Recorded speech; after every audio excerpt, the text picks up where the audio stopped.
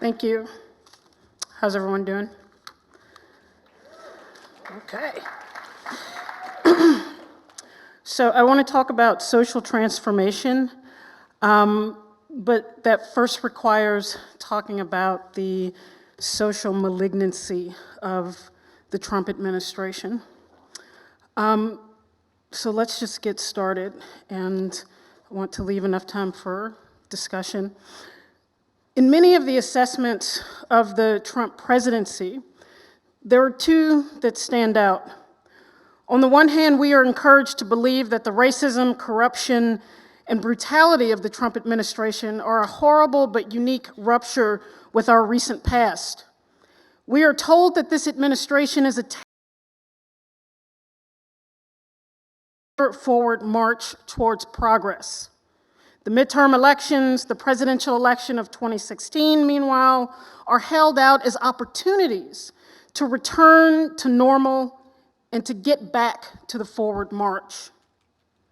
A second impact has been the creeping normalization of the administration's racism, xenophobia, Islamophobia, its corruption and brutality. We know that these things risk becoming seen as normal when they barely weren't mentioned and simply meld into the background. The mass media become fatigued when the story lacks scandal or outrage, but as the practices of the Trump administration become more ingrained, they are seen as less outrageous, less scandalous, and they fall further from view and scrutiny. The country was outraged that the Trump administration was separating children from their parents and guardians at the southern border. But in the last several weeks, it has come to light that the Trump administration lost track of more than 2,000 children and has refused to assist in locating them. It has also come to light that this was actual policy of the Trump administration. But there's very little outrage today. Not because people don't care, but because the more these crises mount, the less it seems likely that anything can be done about it. The country has been outraged by the spectacle of police murders of African Americans. This, of course, preceded the Trump administration, but the continuation of this practice in combination with the administration's breathless defense of the police and its endless prattle about law and order creates the climate where all police killings are seen as justified, or at least discussed as such.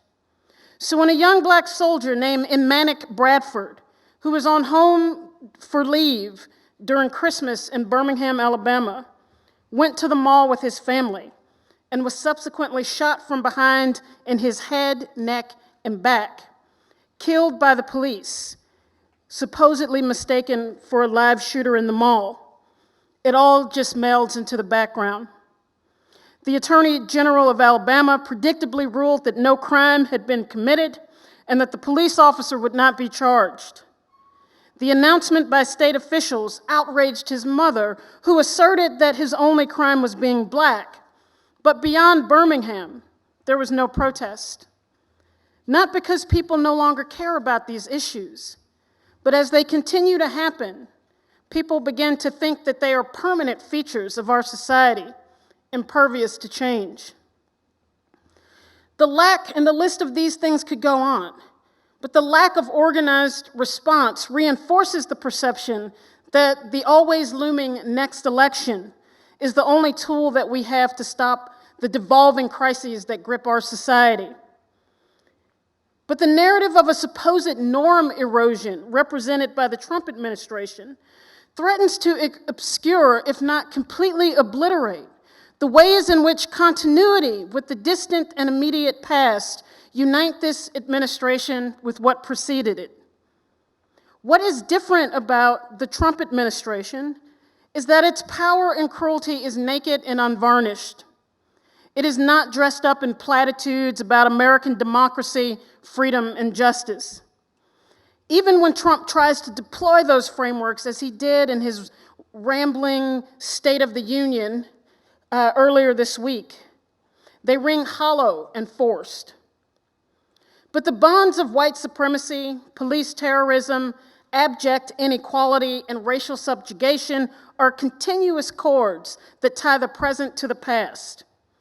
A country born of genocide of the indigenous population that were here first, enriched by centuries of forced labor by enslaved Africans, where that wealth was then multiplied by the violent expropriation of successive waves of immigrant labor. Trump is tradition, not subversion.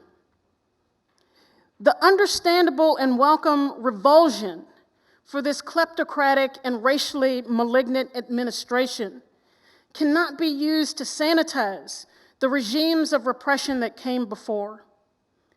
Pining to get things back to normal misses the ways in which the current administration was made possible by the previous administration. These links have been obscured by the obvious differences between the Obama administration and the Trump administration. The apparent disconnect between the two has been hastened by the belief that Trump was a repudiation of Obama. It was the product of what CNN commentator Van Jones described as a, quote, white lash.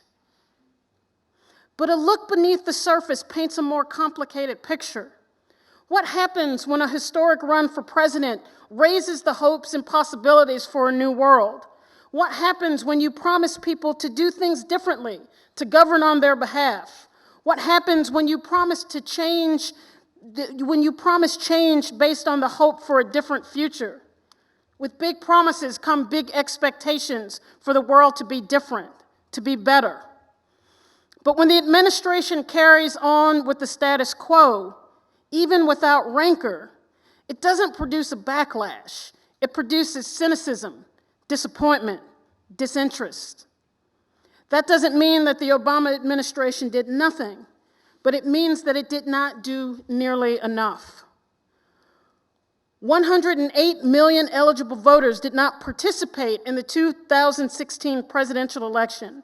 And of course, there are continuous efforts by the Republican Party to deprive people of their right to vote and to limit access to the ballot. But the bigger issue for the Democratic Party is that these people largely did not vote because it is not clear whether the presence of one party over the other can substantively change their lives for the better. From one administration to the next, we suffer through enormous and growing debt, anti-immigrant hostility, police murder and abuse and violence, low wages, climate change continues, and general instability prevails.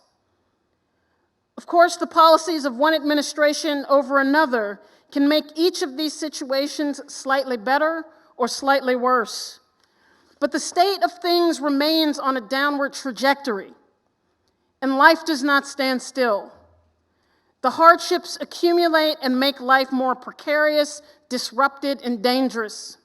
And it is precisely for these reasons that there is an unprecedented openness to socialist politics in the United States. So much so that the President of the United States felt it necessary to assure the public that the U.S. would never be a socialist country. Now, you would never need to assure the people of the United States that this country would never become Candyland, because it literally would never happen.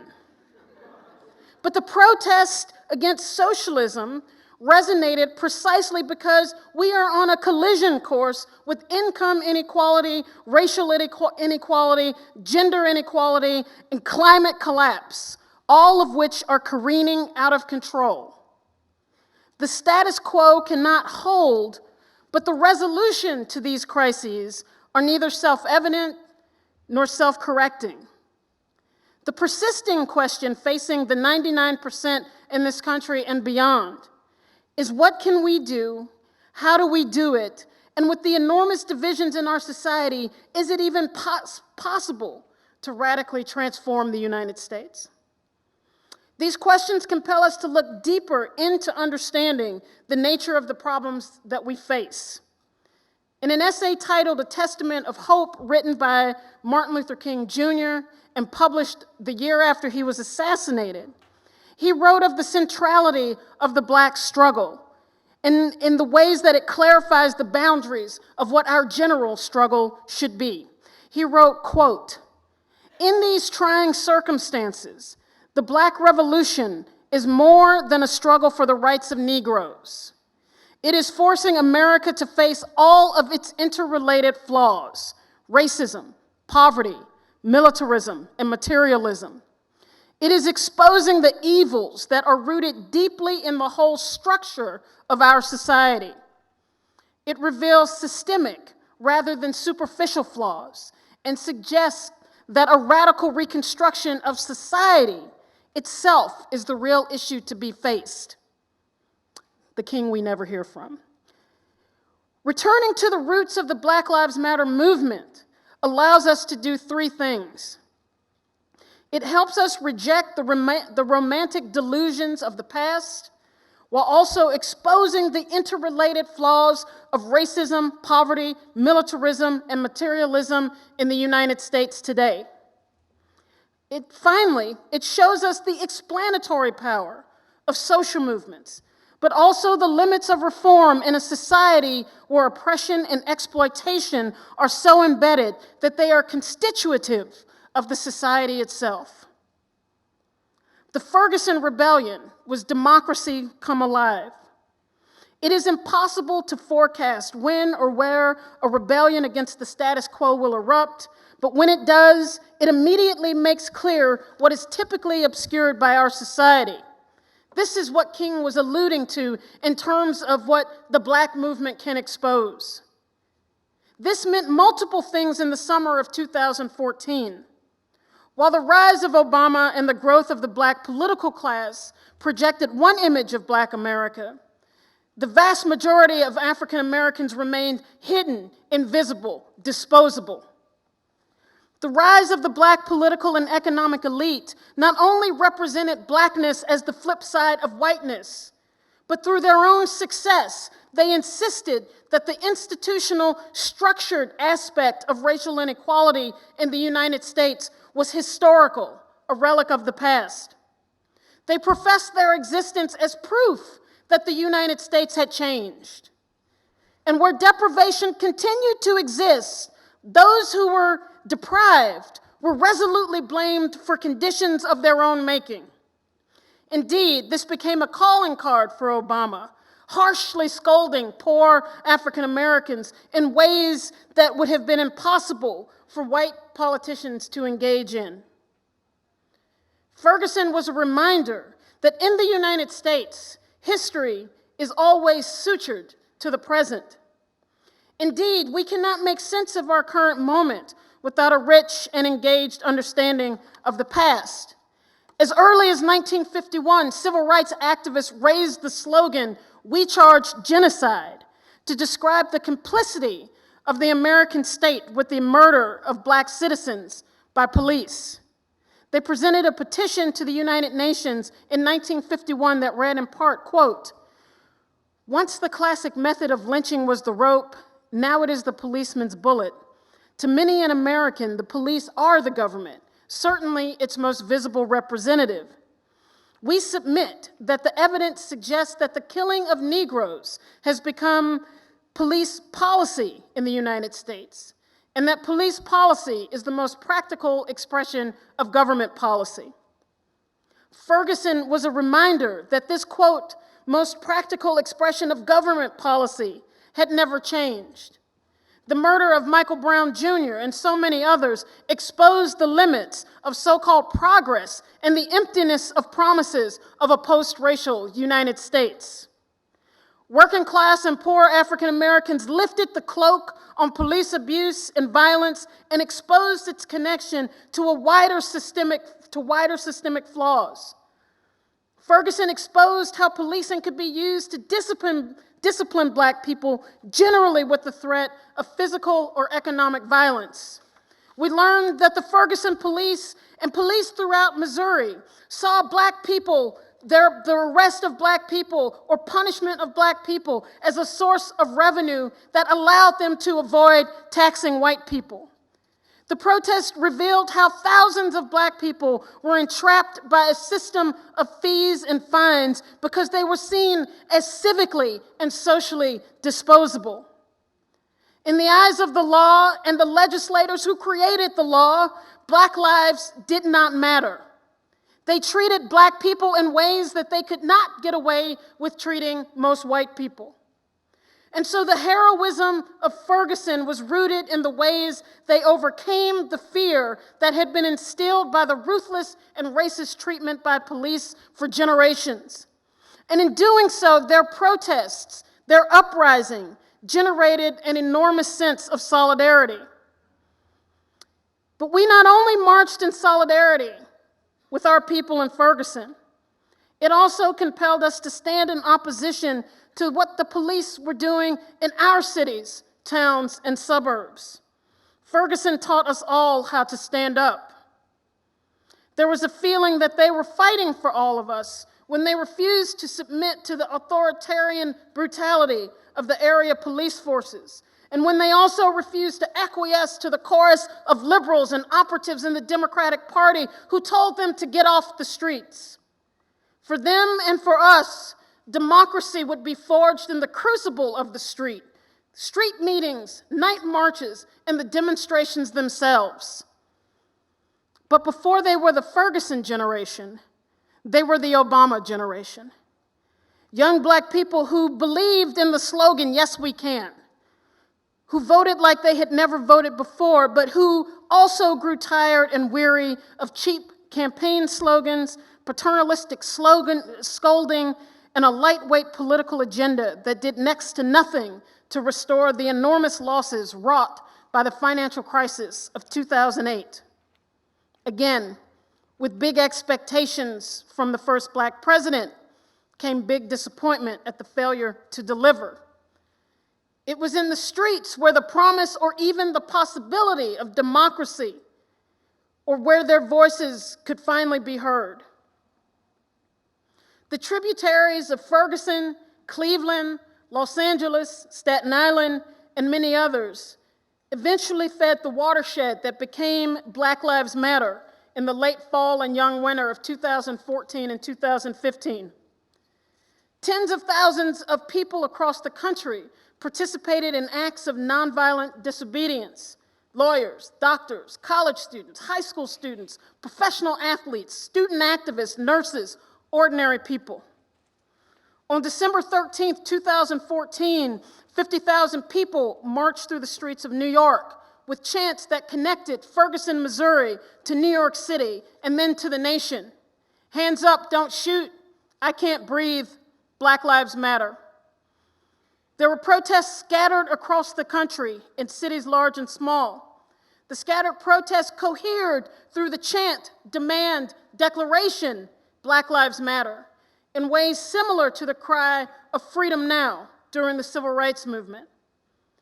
This history and context connecting Black Lives Matter to the Civil Rights Movement and the Black insurgency of the 1960s is important because it makes a crucial connection between the continuity of police abuse, racism, and the economic injustice that disproportionately is experienced in Black working class communities. Police brutality, harassment, and surveillance have become the answer to widespread inequality experienced by Black working class people. Where the political class is no longer willing to fund the public sector that Black people disproportionately rely upon, policing has become the public policy of last resort. The police are used to hem in the frustration in poor and working class Black communities and to crack down on it when it threatens to exceed the boundaries of the neighborhood. Because we are faced with the challenge of not only the persistence of police terror, but also the continuation of racism, poverty, inequality, and subjugation that justifies and rationalizes the policing state in the first place. This is not left-wing claptrap. But when the city of Chicago decided to investigate its own police force, it concluded, quote, "The Chicago Police Department's own data gives validity to the widely held belief that police have no regard for the sanctity of life when it comes to people of color. When the city of Chicago comes to that conclusion, we have no choice but to heed their words. And this startling conclusion cannot be seen in isolation of the fact that in Chicago, 40% of 20 to 24-year-old African Americans are unemployed and out of school.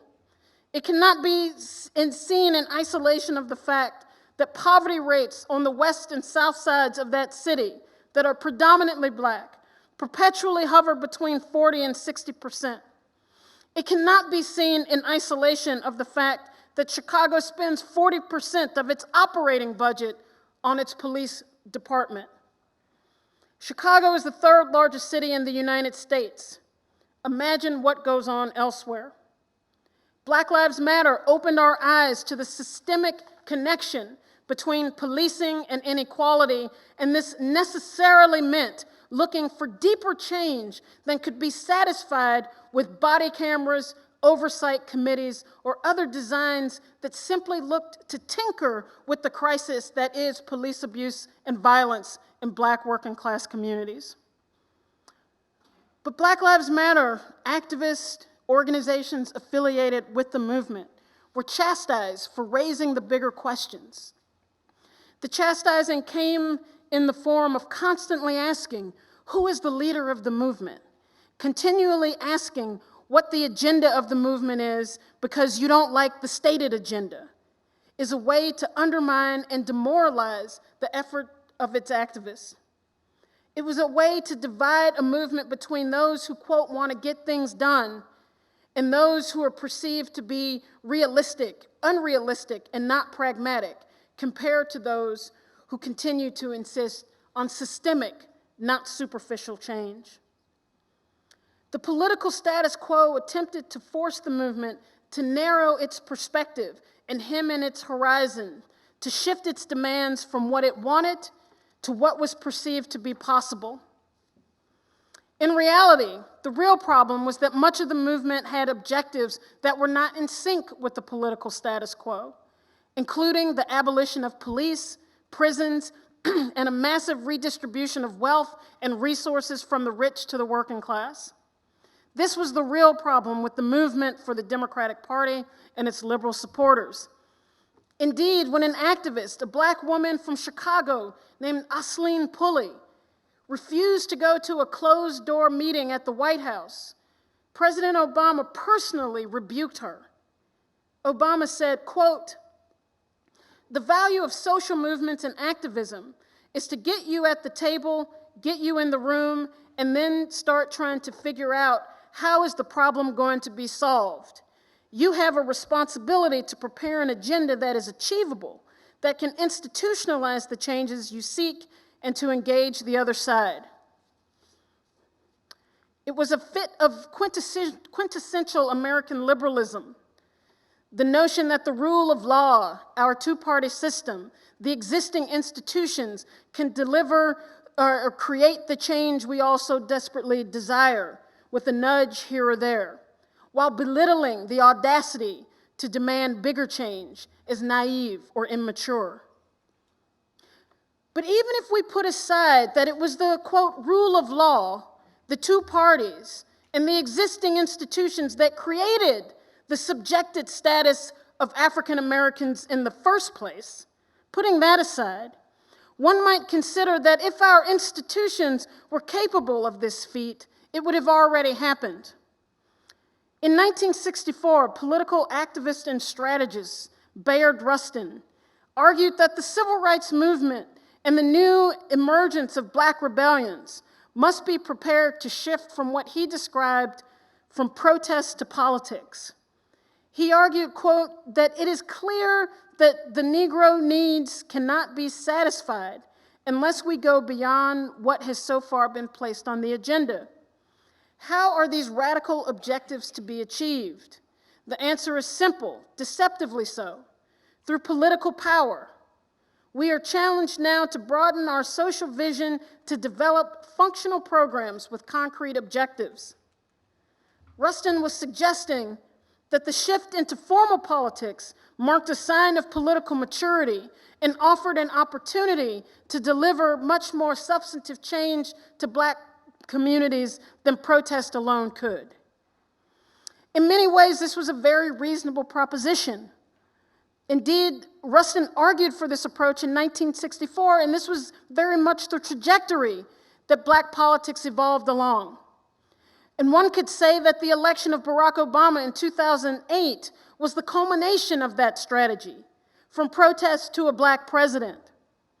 And while this could be seen as a reasonable demand in 1964, 55 years later, the idea that politics alone could deliver on Black demands for freedom, justice, democracy has been debunked.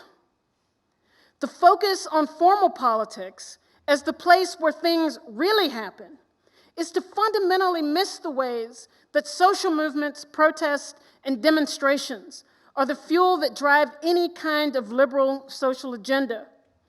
Indeed, the social movement becomes the mechanism that preserves the interest of those outside of the corrupting and tranquilizing influence of electoral politics.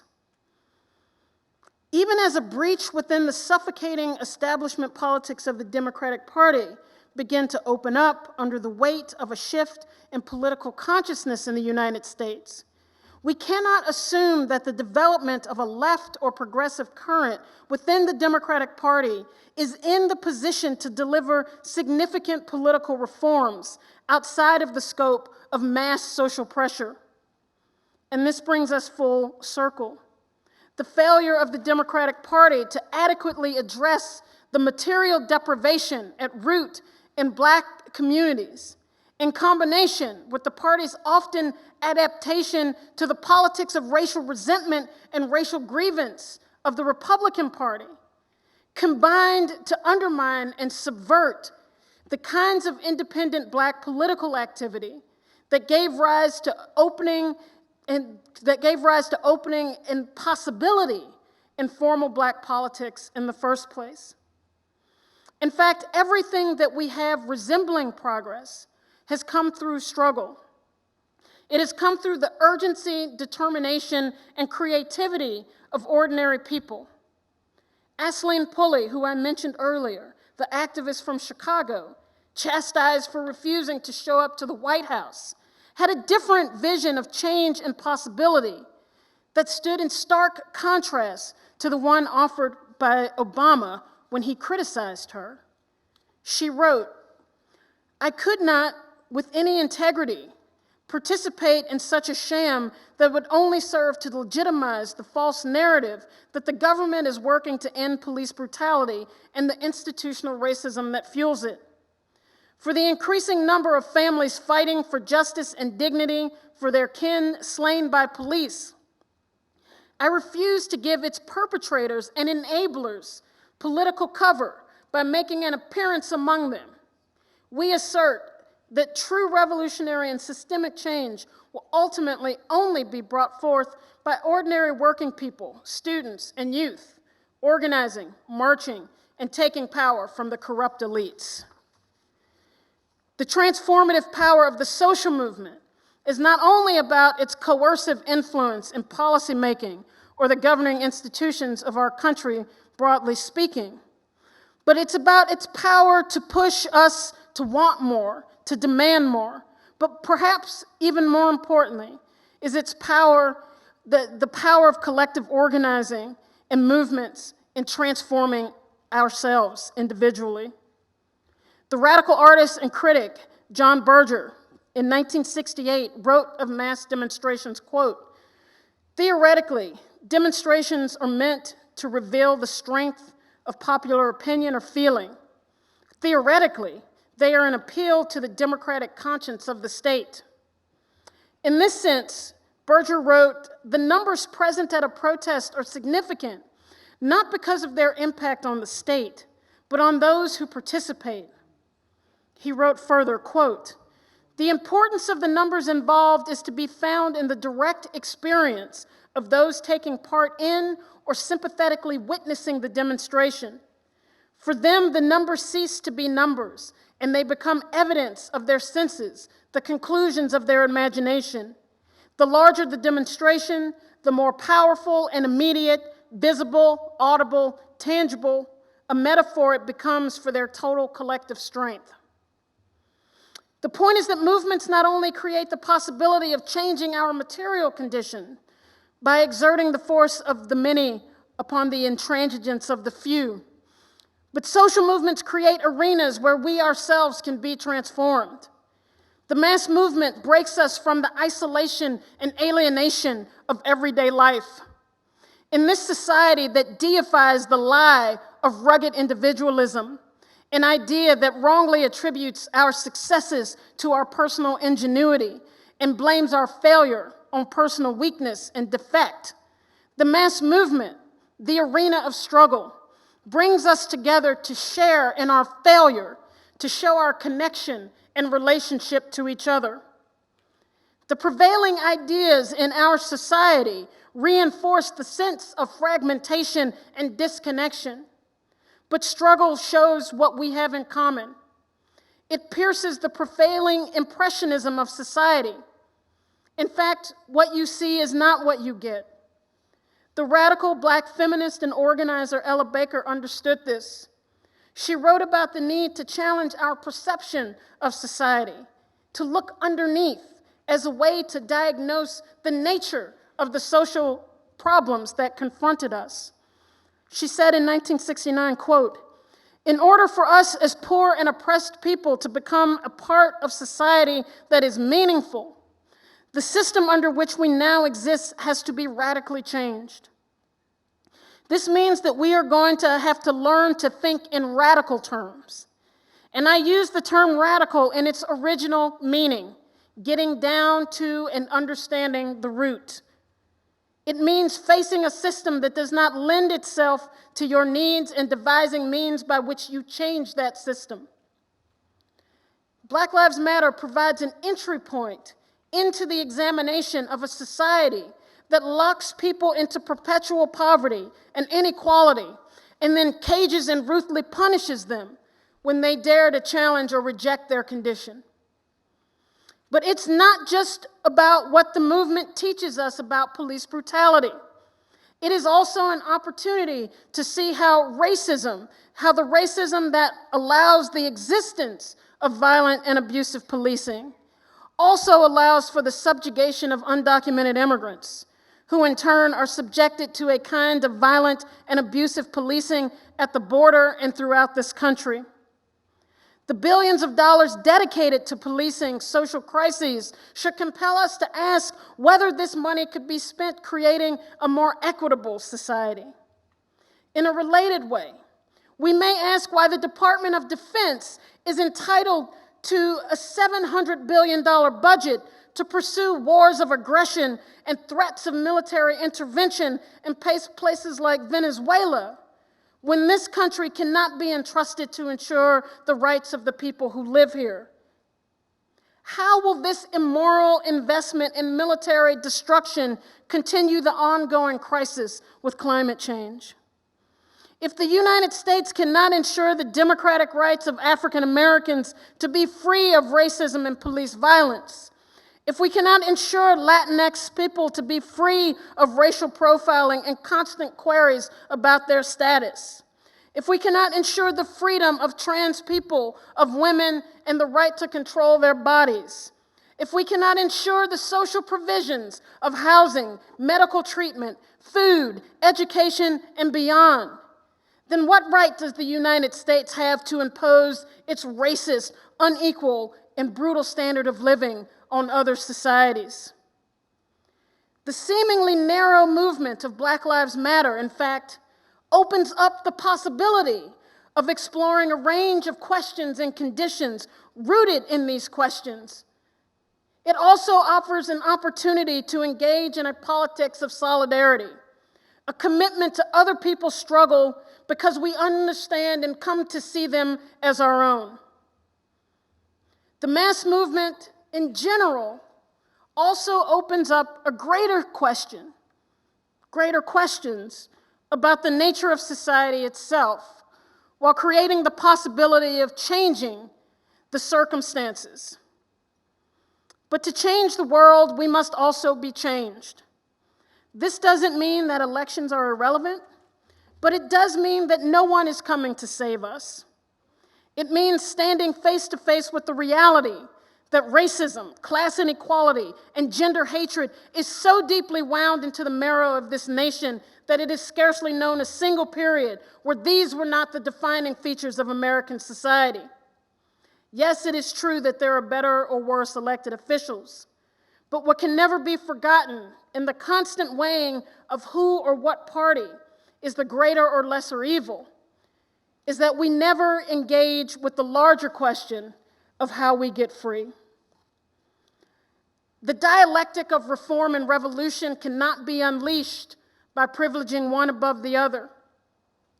Instead, the fight for our daily lives is a precondition for imagining a different world altogether. Black Lives Matter as a belief, an utterance, a collective chant, and a possibility. From Ferguson to the Baltimore uprising, the commitment, solidarity, and struggles of young Black people provided a glimpse of freedom to those living under the policeman's boot. But those struggles are only the beginning. The Black Women's Manifesto, published in 1970 by the Third World Women's Alliance, described how we can go from one struggle around a seemingly narrow issue to a much larger struggle involving many. Quote, "The new world that we are struggling to create must destroy oppression of any type. The value of this new system will be determined by the status of those persons who are presently most oppressed. Unless women in any enslaved nation are completely liberated, the change cannot really be called a revolution. A people's revolution that engages the participation of every member of the community, including men and women, brings about a certain transformation in the participants as a result of this participation. Once you have caught a glimpse of freedom or tasted a bit of self-determination, you can't go back to the old routines that were established under a racist capitalist regime. Another world is possible, but we are the only ones who can create it. No one is coming to save us. We must join together to save ourselves." Thank you.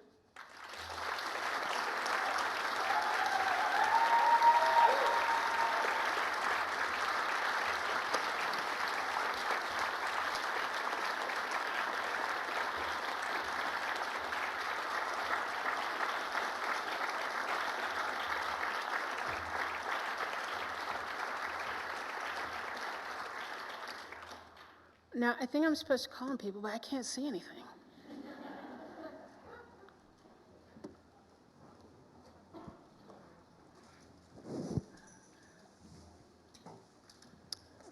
So if you have a question or a comment, I'm just going to suggest that this person down here, who can probably see you, okay, that's a little bit better.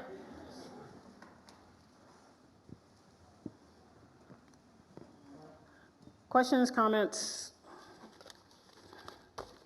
There appears to be someone over that way, I think. Yeah. Right here. My question is, when our protests, when it either comes to gun control or Black Lives Matter, seem to achieve little to nothing, do you think true change could be achieved through peaceful protests, or that change must be achieved through the ashes of this current government? Well, I wouldn't say that they haven't achieved anything. I think that,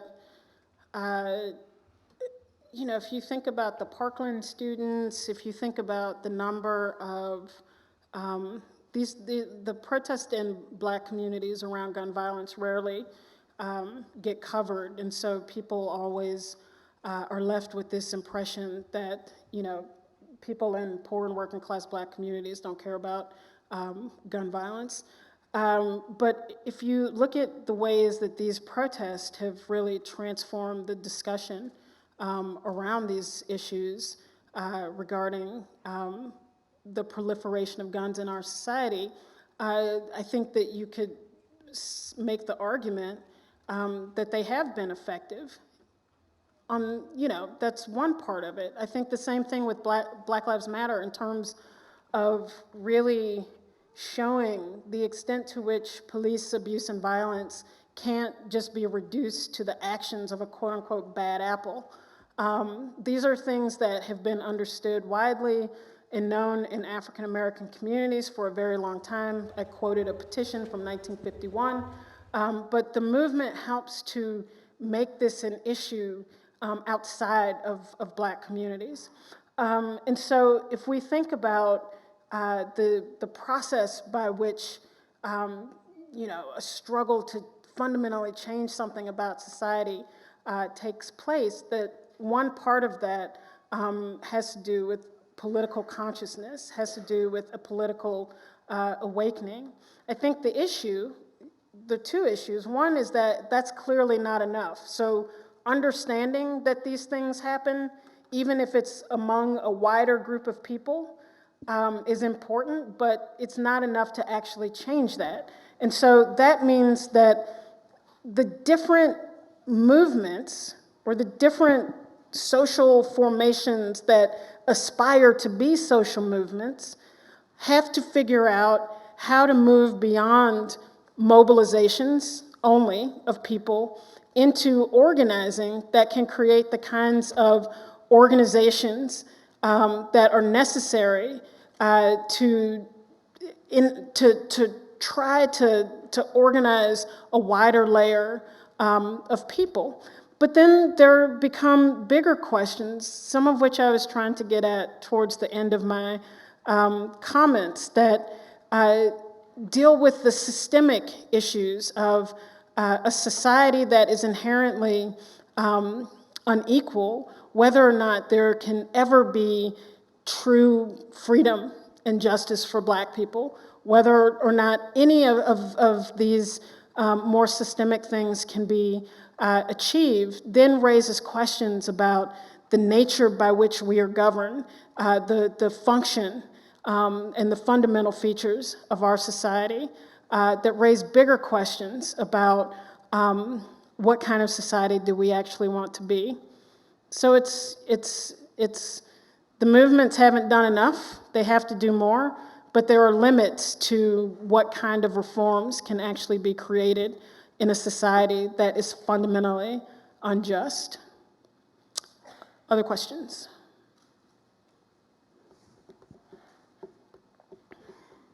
Hi, thank you so much for your extremely powerful words. They really resonated with me. Thank you. I wanted to ask, as a student, a technologist, and sort of a budding, speculative maker, but also as a socialist organizer who is sort of trying to be present on the streets, how do we imbue the sort of inspiring and explorative, but also somewhat abstract nature of the futurist works we've seen presented today with the kind of urgency and life and death, revolutionary spirit that you reference? Because I often feel like this artwork if it's not inciting people to revolt, then it's not doing enough. Say that last part. I said that if this artwork isn't literally inciting people to revolt, then it's not doing enough. I think that people, there are any number of things that radicalize people. Radicalizing meaning, this is what I was getting at with the quote from Ella Baker. The Latin word for radical is root. So it means radicalization is the process by which you no longer accept the arrangement in society at face value, the way that we're told to, that things are just the way that they appear, that radicalization is about the process by which you come to understand that you have to look underneath to really understand what is happening in society. And people experience that in different ways. And so you can't always sort of instruct or tell someone, motivate someone simply through a greater distillation of facts. So that's one thing. But a lot of times, especially in working class neighborhoods, or amongst working class people, students, whomever, people know that the system is set up for the rich. They understand deeply, intimately about inequality, about how unfair this society is. At the same time, it's not always clear what you can do about it. It's not always clear whether you can do anything about it.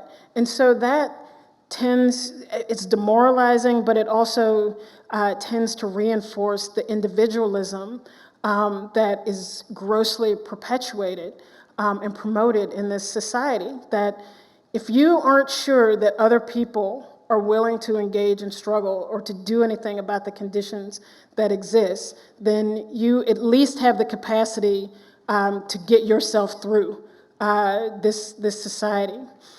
Part of the problem with that, though, is that it becomes increasingly more difficult to do that. And so when they saddle us with tens of thousands of dollars worth of debt that can never be paid off with, a regular job, they are foreclosing the possibility of just being able to work through society and just, getting ahead on your own. When the jobs that are made available are low-wage jobs with poor benefits, if any benefits at all, they are closing off the possibility of cashing in on the individualism that they promote as the essence of what it means to be American. And so when you close off most of or all of the routes to social mobility in this society, you basically compel people to begin to think of different alternatives. You compel people to begin to think more seriously about the need for struggle to transform their conditions. I think a perfect example of that can be found in education today among teachers. There are teachers have been striking work stoppages for the last year because on a state, local, and federal level, the state has made teaching such a hard profession. They have cut people's salaries. They have cut budgets for education. They have, filled the classrooms as large as possible with students while cutting the resources necessary to educate people, while at the same time moralizing to us, right, that, it's not about money, it's about an inspirational teacher, it's not about class size. But then, meanwhile, you know that these rich people are sending their kids to schools with 15 students in the classroom, and they're paying $40,000 a year to educate their children. So for them, class size and money obviously do make a difference. And so people know that. Teachers feel that viscerally. And in the so-called red states, the conservative states, in West Virginia, in Kentucky, in Oklahoma, now in Denver, where people have assumed, these people are just out for themselves, they all vote for Trump, whatever, have been forced to engage in political activity to strike because they have no other choice anymore. And so that, I think that that's kind of the process that can happen. Now, that doesn't mean that, therefore, people just have to kind of figure this out on their own and there's no role for radicals. I think radicals are incredibly important because they're still, even if we don't have mass movements now, we have significant numbers of people who want to be organized, who want to engage in political protest, who want to understand and know about history, and who want to be effective leaders in the political situations that they find themselves in, whether it's at school, whether it's around questions of housing, whatever the case may be. And so radicals who are identified people who have come to these conclusions and who want to be involved in movements have a particularly important role to play in that. Because as more and more people come to the conclusion that they have to engage in struggle to change the circumstances that they find themselves in, the experience that young organizers are gathering now, that older organizers have gathered over the years, will be indispensable to building the kinds of movements that we know are going to be necessary to take us from where we are today to where it is that we want to be.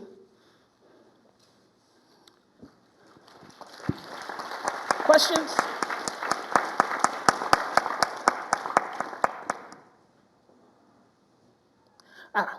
In fact, we have come to time. Okay. Thank you guys. Thank you.